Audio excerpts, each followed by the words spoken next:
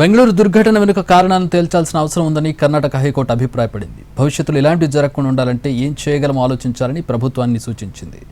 విన్న ధర్మాసనం తదుపరి విచారణను వచ్చే మంగళవారానికి వాయిదా వేసింది. ఈ కేసును కర్ణాటక ప్రభుత్వం సిఐడికి అప్పగించింది.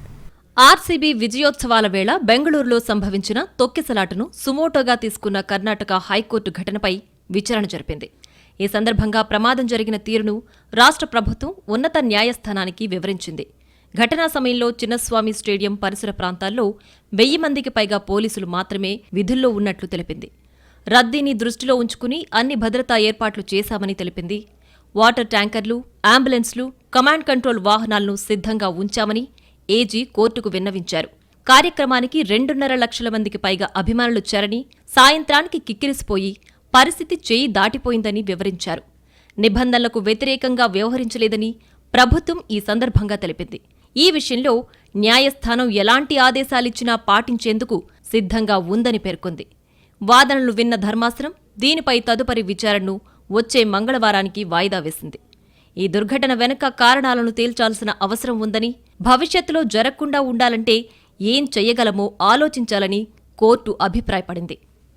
అయితే అంతకుముందు రాష్ట్ర ఉప ముఖ్యమంత్రి డీకే శివకుమార్ ఆర్సీబీ ఈవెంట్కు 5,000 మంది పోలీసులతో భద్రత ఏర్పాటు చేసినట్లు చెప్పారు. మృతుల కుటుంబాలకు ఆర్సీబీ పరిహారం ప్రకటించింది. 11 మంది మృతుల కుటుంబాలకు 10 లక్షల రూపాయల చొప్పున ఎక్స్గ్రేషియా ఇస్తామని చెప్పింది. ఇలాంటి ప్రమాదాలకు ప్రభుత్వాల వైఫల్యమే అని విమర్శలు వ్యక్తమవుతున్నాయి. ఈ పరిణామాలపై ప్రముఖ వ్యాపారవేత్త హర్ష్ గోయంకా చేసిన పోస్టు చర్చనీయాంశమైంది.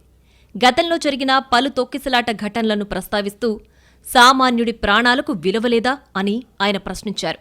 ఈ ఇన్సిడెంట్ జరగడానికి కారణమెవ్వరు అనే విషయంలో పెద్ద చర్చ నడుస్తోంది. ఇది ఏ ఒక్కరి మీద నెట్టివేసే తప్పు కాదు, అందరూ బాధ్యతగా ఉండాలని నెటిజన్లు అభిప్రాయపడుతున్నారు. మరోవైపు తొక్కిసలాట ఘటనపై బెంగళూరు పోలీసులు కేసు నమోదు చేశారు. ఆర్సీబీ యాజమాన్యం, కర్ణాటక క్రికెట్ అసోసియేషన్, ఈవెంట్ మేనేజ్మెంట్ను నిందితులుగా చేర్చారు. న్యాయ విచారణలో భాగంగా ఇప్పటికే నోటీసులు జారీ చేశారు. ఈ ఘటనలో తమ తప్పేమీ లేదని ఆర్సీబీ అంటోంది. కేసును సిఐడికి అప్పగించే ఆలోచనలో కర్ణాటక ప్రభుత్వం ఉంది.